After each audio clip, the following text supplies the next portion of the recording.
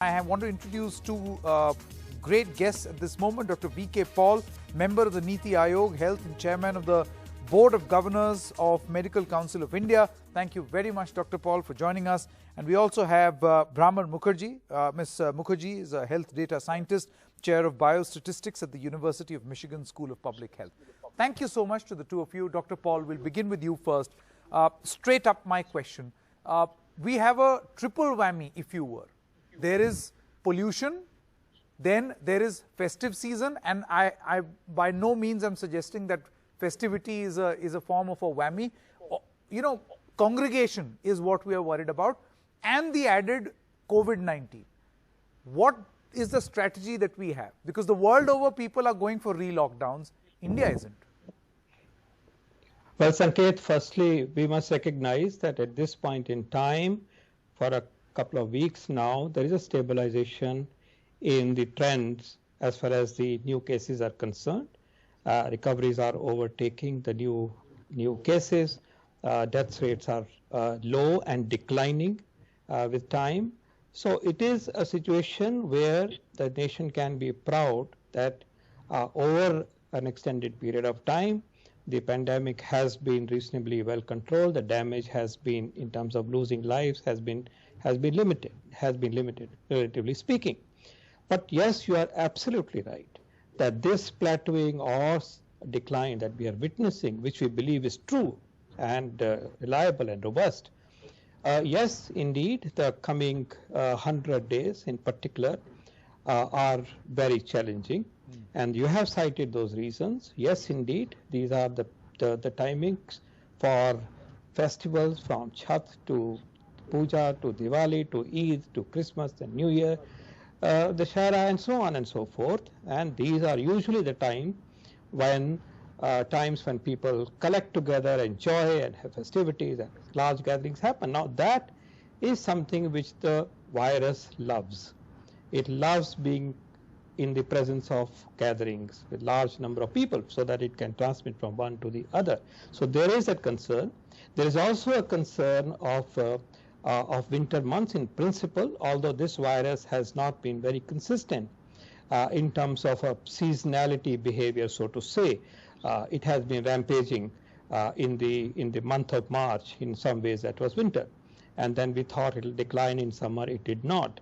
So we really do not know, but certainly knowing from the 1918 pandemic and also what is now going on in Europe is perhaps attributable to the cold weather, and therefore no way can the guard be lowered. And indeed, the added but Dr. Paul, you know, my is also important. Yes, Dr. Paul, if you allow me, my initial question was, what's the plan? Well, first is to recognize this problem, and that is for the people and viewers to know that these are challenging times.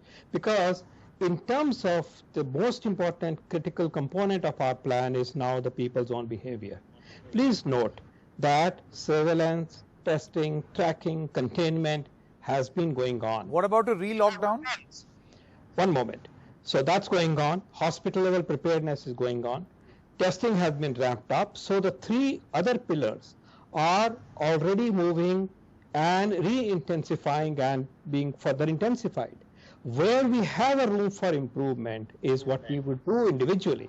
And that means embracing the COVID appropriate behaviors, which means do not gather in large numbers, wear a face cover, wash your hands, I get your point. Sanitize, and let me say the fourth one, it's important, and maintain a distance of 6 feet. So this is where our next critical phase of our participation is, and I think that is the key to protect ourselves. Sure. Ms. Mukherjee, I want to come to you now. Number one, what do you make of, and this is by no means a test of what Dr. Paul is proposing, because that's exactly the vaccine. As long as we don't have a vaccine, this is exactly the vaccine. We have to protect ourselves. But apart from appealing to human behavior, what else needs to be done? For instance, why is it that globally countries are going for restrictions again? And for a country as huge as India, is it okay to continue to open business and open avenues and appeal to the conscience of people? Ms. Mukherjee. So thank you for having me on the show, Sanket. So indeed, this is a really the defining public health crisis of our time. So there is no easy answer. And we know that if winter comes, can the virus be far behind? So though the virus curve reassuringly in India in the national level is slowing down, we can expect a surge and outbreak with all the reasons that were mentioned before. So we definitely need a long-term strategy. So what we have seen in 2020 is a string quartet between the government, the public, the scientists, and the corporations. And we have to really come up with a cost-benefit analysis. But we have seen that this string quartet has not always been in harmony. The virus, after all, is the maestro and the conductor. So I think we cannot undermine the virus, and we cannot really let the public always bootstrap themselves out of this crisis. They're not on their own. We have to really work in concert, and there may be mitigation strategies which are not as extreme. And I think that this hammer and dance are going to continue, and we need a long-term policy. This is not a patchwork pandemic with a piecemeal policy that we can win this. And moreover, I think there is a lot to be said about messaging. We are in the long haul. People are tired. There is fatigue, there is denial, there is desensitization to death and sickness. There is habituation, adaptation. But we really need to fight this with long-term science, understand what the sero surveys are telling us, that how far each city is infected. And we have to really tweak at a regional level the policies. I do not think a national lockdown is possible for India to sustain, but we have to think about policies at a much more micro and granular and thoughtful level. I think that's an important point being made. Dr. Paul, let me quickly come back to you. In your wisdom, do you think that strategic lockdowns or curbs could be considered as of this moment, or should we just keep proceeding with opening everything up? Well, we have done keeping the triple whammy in mind. That's right. We have done unlocking and are facing this challenge in a very calibrated way. And even when we are opening, now we are fortunate that there is plateauing and stabilization of the pandemic. So this is a matter of fact, and there is therefore no room for a massive change in restriction parameters.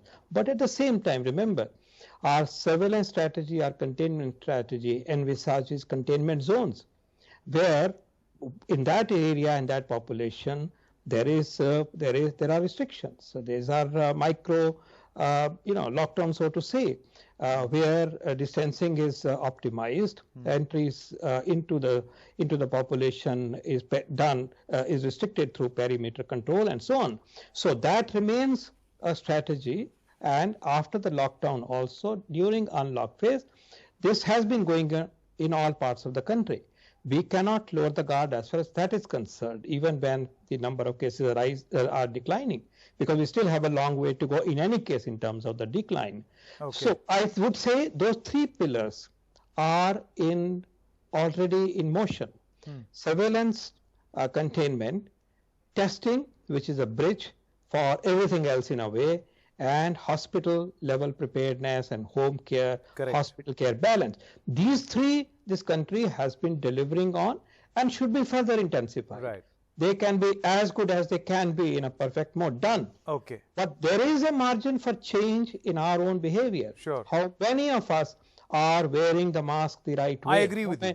So if we are doing that to the 40% extent, can we not do it for 100% of the extent and do it the right way? That's where the margin we have before any severe restrictions of any kind are to be even brought as a thought. I think these are important. Dr. Paul as well as Ms. Mukherjee, thank you very much. So till such time that we do not have a vaccine, listen to Dr. Paul. Your mask is your vaccine. Social distancing is the vaccine. Let's do it. This is not the time for pandemic denial or pandemic fatigue.